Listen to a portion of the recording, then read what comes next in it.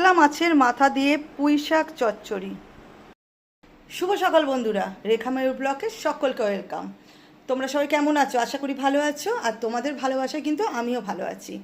আজকে সকাল সকাল একটা রেসিপি নিয়ে চলে এলাম, যেটা আজকে রান্না করছি সেটাই তোমাদের কাছে তুলে ধরছি। তোমাদের কেমন লাগবে সেটা তোমরা জানিও। আজকে যে রেসিপিটা রান্না করছি সেটা হচ্ছে কাতলা মাছের মুড়ো দিয়ে পুঁইশাক চচ্চড়ি। খুব সহজ ব্যাপার না, তোমরাও করো বাড়িতে, কিন্তু আমি যেভাবে করি তোমরাও কি সেইভাবে করো? দেখতে থাকো আমি কিভাবে করি। আর এই কাতলা মাছের মুড়ো দিয়ে পুঁইশাক চচ্চড়িতে কি কি মশলা দিই সেটাও কিন্তু আমি তোমাদের কাছে তুলে ধরছি, কেউ মিস করো না। যদি দেখো, তোমরা যেভাবেই করে থাকো না কেন, আমার মতো যদি করো, তোমাদের কিন্তু একটু টেস্টটা পাল্টাবে, বাড়ির সকলের ভালো লাগবে। আমি তাই আমার রেসিপিটা তোমাদের কাছে তুলে ধরছি, তোমরা কিন্তু দেখতে থাকো। আমি দেখিয়ে দিচ্ছি কি কি জোগাড় নিয়েছি।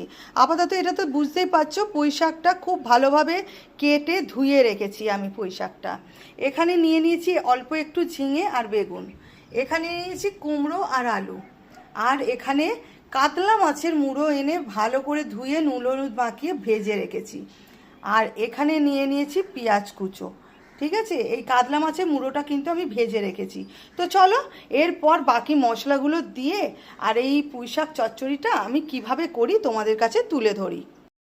বন্ধুরা, লেগে পড়লাম কাতলা মাছের মুড়ো দিয়ে পুঁইশাক চচ্চড়ির রেসিপিতে।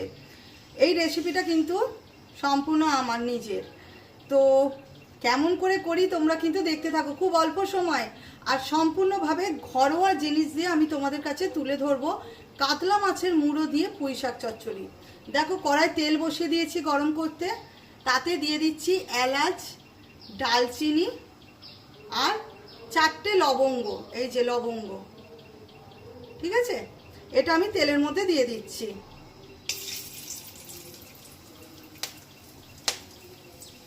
এবার দিয়ে দেবো কুচনো পেঁয়াজ।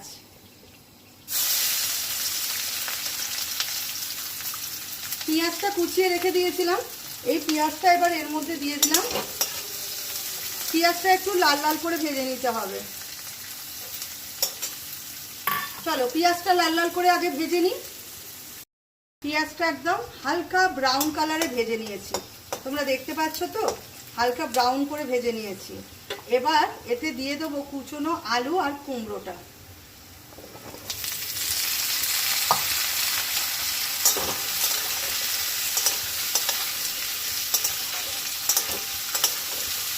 আলু আর কুমড়োটা একটু নাড়াচাড়া করে নেবো।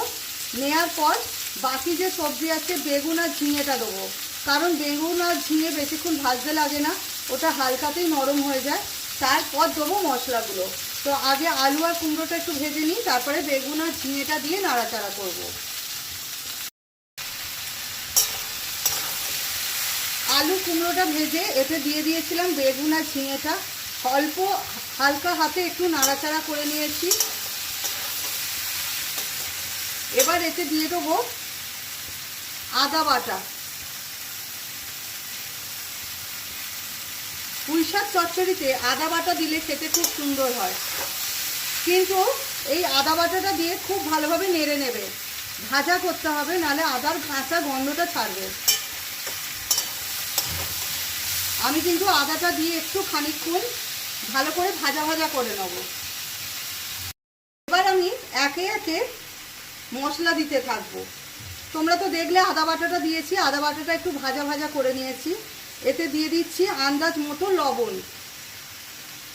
লবণটা যে যার আন্দাজ মতো দেবে, কারণ বেশি হয়ে গেলে কিন্তু তোমরা খেতে পারবে না।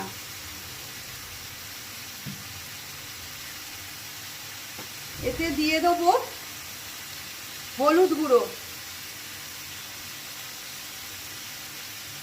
ঝালটা যে যার বুঝে দেবে। লঙ্কার গুঁড়ো, শাকে খুব বেশি ঝাল খায় না। জিরের গুঁড়ো,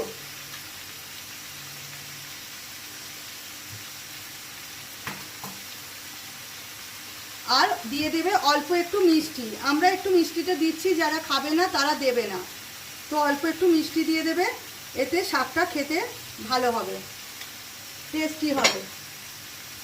এবার সমস্ত মশলাগুলো ভালো করে কষিয়ে নেবে। যত বেশি নাড়াবে, যত বেশি কষাবে, যতক্ষণ না তেল ছাড়ছে ততক্ষণ কষিয়ে যাবে, দেখবে খেতে খুব টেস্ট হবে। বন্ধুরা দেখো, তোমাদের আমি সামনে থেকে দেখিয়ে দিচ্ছি যে মশলাটা দেওয়ার পর কষানোর সময় কেমন দেখতে লাগছে। এই দেখো আমি কষাচ্ছি, দেখেছো মশলাটা একদম মাখো মাখো ধরনের হয়ে গেছে। এবার আমি দিয়ে দেবো এতে পুঁই শাকটা যেটা ধুয়ে রেখেছি সেটা কিন্তু এর মধ্যে দিয়ে দেবো অল্প অল্প করে। মশলাটা খুব সুন্দর করে কষিয়ে নিয়েছি, তোমরা দেখলে।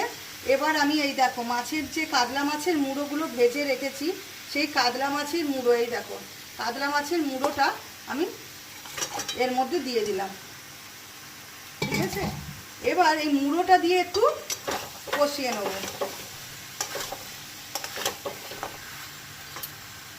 এতে দিয়ে দিচ্ছি অল্প একটু জল, মশলাটার মধ্যে একটু জল দিয়ে দিলাম, দিয়ে কষালে সুবিধা হবে।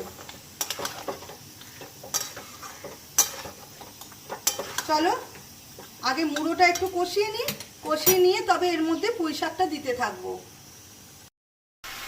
মুড়োটা দিয়ে খানিকক্ষণ কষিয়ে নিয়েছি, এবার এর মধ্যে দিয়ে দেবো শাকটা। শাকটা আমি খুব ভালো করে ধুয়ে রেখেছি।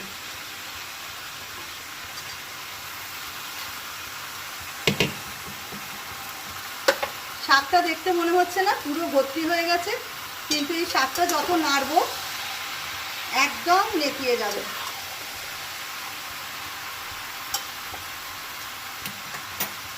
চলো আগে শাকটা ভালো করে নেড়ে নিই।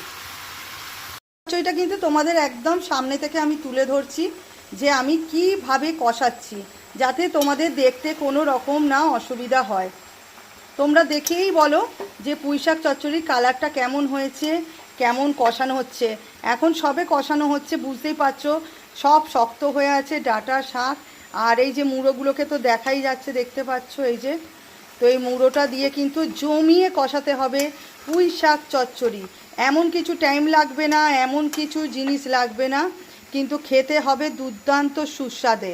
তো চলো আমি আগে ভালো করে কষিয়ে নিই। চলো খুব ভালোভাবে কিন্তু আমার কষানো কমপ্লিট, একদম শাক কিন্তু পুরো নেতিয়ে গেছে। এবার যেহেতু শাকের ডাঁটাগুলো তো একটু সিদ্ধ করতে হবে, তাই না, আলুটা একটু সিদ্ধ করতে হবে, তাই আমি এতে অল্প করে একটু জল দিয়ে দেবো। জলটা কিন্তু খুব বেশি দিচ্ছি না, দেখেছো কইটুকুনি একটা চ্যাটকা বাটি করে অল্প অল্প জল, একদম অল্প জল।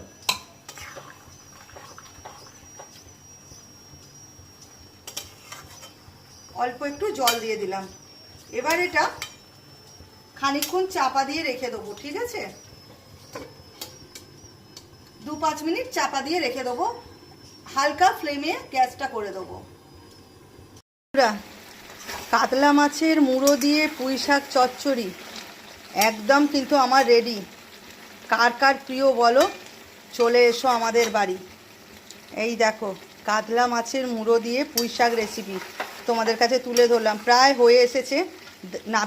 নাবিয়ে নিয়ে তোমাদের দেখাচ্ছি কেমন হলো।